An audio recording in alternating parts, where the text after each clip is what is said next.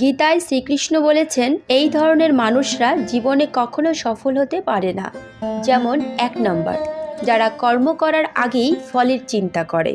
2 নম্বর, যারা সময়ের সদ্ব্যবহার করে না। 3 নম্বর, গীতার বাণী অনুসারে আমাদের মনের উপর যদি আমাদের নিয়ন্ত্রণ না থাকে তাহলে আমাদের মনই আমাদের সবচেয়ে বড় শত্রু। 4 নম্বর, গীতায় শ্রীকৃষ্ণ বলেছেন যে কোনো মানুষকে সম্পূর্ণ ধ্বংস করে ফেলার ক্ষমতা রয়েছে 3টি বিষয়। সেই 3টি বিষয় হলো কামনা, রাগ এবং লোভ। এই 3টিকে বলা হয় নরকের দ্বার। এই দোষ থাকলে সর্বশ্রেষ্ঠ মানুষও ধ্বংসের মুখে পতিত হন।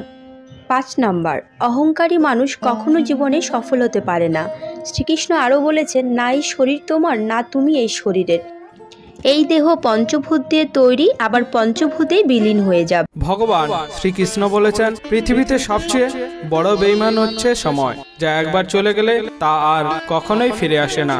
সবচেয়ে স্বার্থপর হচ্ছে সুখ, যা মানুষের কাছে বেশি দিন পর্যন্ত থাকে না। সবচেয়ে আপন হচ্ছে কষ্ট, যা মানুষের কাছে সব জানি না।